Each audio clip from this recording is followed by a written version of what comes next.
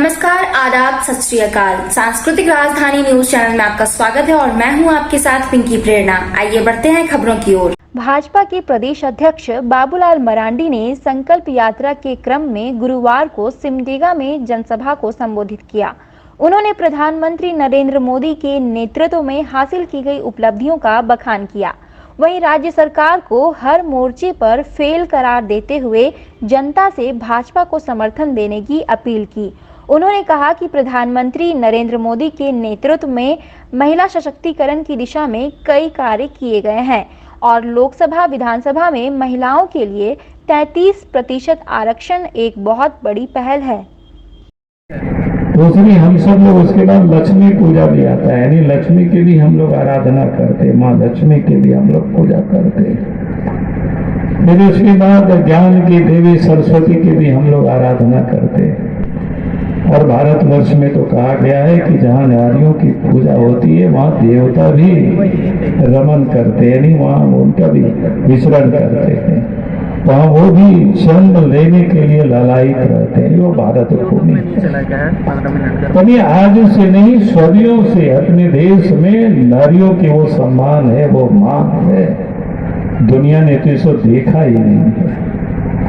और आज देश के प्रधानमंत्री नरेंद्र मोदी जी की सरकार बनने के बाद नारियों के लिए कितना काम किए आप याद करिए। अभी आपको विमला प्रधान जी सुना रहे थे, जब देश के प्रधानमंत्री नरेंद्र मोदी जी बने तो सबसे पहले उन्होंने क्या किया कि इज्जत घर शौचालय बनाने का काम, उसकी बड़ी मजाक भी हुई, क्योंकि देश के प्रधानमंत्री गरीब के घरों से आते थे, गरीबी को उन्होंने देखा था, गरीब की माँ बहनें किस प्रकार से अपनी लज्जा को बचाते हैं, वो भी कठिनाइयों को वो देखा नजदीक से।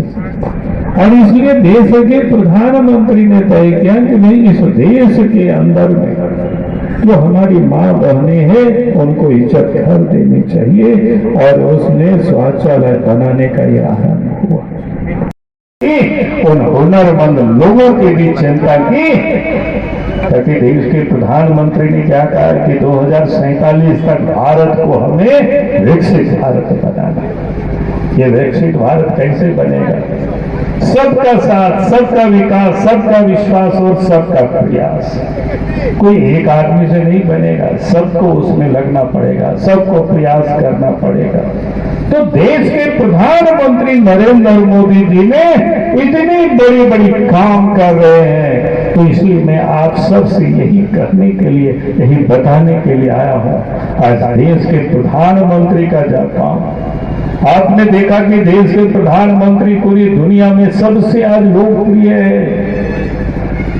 यानी विश्व के इस धरती में जितने भी राजनेता हैं, चाहे अमेरिका के हो, चाहे इंग्लैंड के हो, चाहे जितने भी बड़े बड़े विकसित देश है, रशिया हो, चीन हो, लेकिन दुनिया में लगातार सर्वे होता है तो सबसे लोकप्रिय अगर कोई देश दुनिया के नेता है इस धरती में तो नरेंद्र मोदी जी है।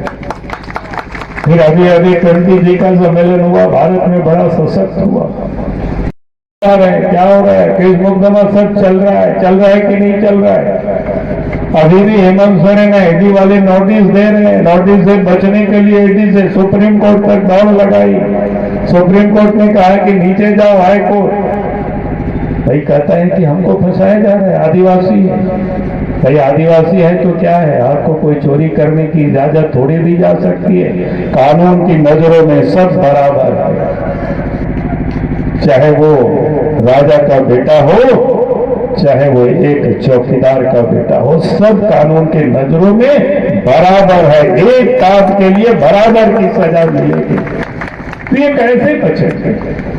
लेकिन बचने के लिए कोशिश कर रहे हैं। भाई कब तक कोशिश करोगे? हमले बकरी की अम्मा खैर कब तक रहना? जाना तो पड़ेगा हटवाचे। तो आज इस राज्य की ये हालत है। मैं इसलिए कहा आया हूं कि मैं आज इस प्रदेश के अंदर में जो सरकार है वो क्या कहते हैं, भैया कानून का यहाँ राज है ही नहीं। चोरी, डकैती, हत्या, अपहरण, बहु बेटियों की इज्जत भी सुरक्षित नहीं है। हमें याद है जब हेमंत सोरेन की सरकार बनी थी दिसंबर में, और शायद जनवरी में हम आए थे, कहा संजू प्रधान के घर उसको किस प्रकार से जला दिया गया। मामले को रफा दफा करने के लिए उसके परिवार के कल भी हमसे मिले थे सामने कि उसकी जांच होनी चाहिए सीबीआई से। अगर हेमंत सोरेन को कोई डर नहीं था, किसी को बचाने की चिंता नहीं थी, तो फिर उसको सीआईडी नहीं हेमंत सोरेन को सीबीआई को जांच के लिए भेज देना चाहिए था। यानी आप कह सकते हैं कि आधुनिक भारत में अंग्रेजी में लोग कहते हैं ना डिफेंस मिनिस्टर, तो कौन थे? दुर्गा जी थे। अपने यहाँ जो वित्त मंत्री, हालांकि अभी भी देश के अपने वित्त मंत्री क्या कहते हैं सीतारमन जी हैं, महिला ही है। तो अपने यहाँ तो अनादिकाल से लक्ष्मी जी सीता क्या कहते हैं वित्त मंत्री हुआ करती थी। अब उनके हम पूजा करते हैं ना, घर में भी अच्छे धन दौलत आवे। और ज्ञान की देवी सरस्वती की हम उपासना करते। कहने का अर्थ है कि अपने यहाँ हम तो इस सारी ज्ञान की, हमने तो महिलाओं की पूजा की, उनको हमने आरत माना, उसको देव माना, वो माँ हमारी है। लेकिन उनके साथ उनको जो हक मिलना चाहिए, उनको अधिकार मिलना चाहिए, आधी आबादी को, किसी ने भी उसको सिर्फ राजनीति किया। लेकिन देश के प्रधानमंत्री नरेंद्र मोदी जी ने 2014 में प्रधानमंत्री बनते हैं और 2019, 20, 21, 22 और 23 में यानी 9.5 साल ही तो हुआ है। कांग्रेस ने तो कितना साल राज किया? 60 वर्षों तक करीब राज किया। लेकिन 9 वर्षों में महिला विधेयक लोकसभा से कल पारित हो गया। आज तो राज्यसभा में चर्चा हो रही है। मैं उम्मीद करता हूं शाम तक वहां भी पारित हो जाएगी। यानी आज हमारी मां और बहनें भी इस देश की लोकसभा में 35% महिलाएं चुन करके जाएगी। उनके लिए सीटें आरक्षित की गई है। और मैं लोगों से कहता हूं 20 दिन सत्ता में बैठे हुए लोग अफसरों से ट्रांसफर पोस्टिंग में पैसा लेना बंद कर दे और विकास योजनाओं में कमीशन लेना बंद कर दे। किसी भी अफसर और इंजीनियर की हिम्मत नहीं होगी कि यहाँ की जनता से पैसा वसूल करे। लेकिन आज तो यही हो रहा, लूट मची हुई है। जमीन की लूट है, पत्थर की लूट है, कोयला की लूट है, लोहा की लूट है। जो जहां मिले वही लूट रहे थे।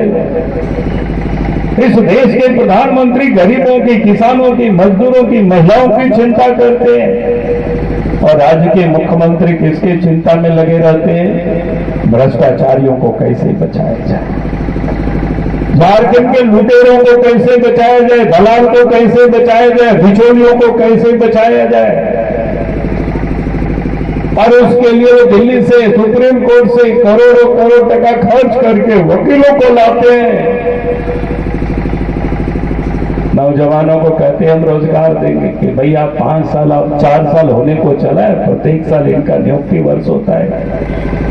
क्या कहते हैं सरकारी स्कूलों में मास्टर नहीं है, हेमंत सोरेन को उसकी कोई चिंता नहीं है। अस्पतालों में डॉक्टर नहीं है, नर्स नहीं है, उसकी हेमंत सोरेन को चिंता नहीं है।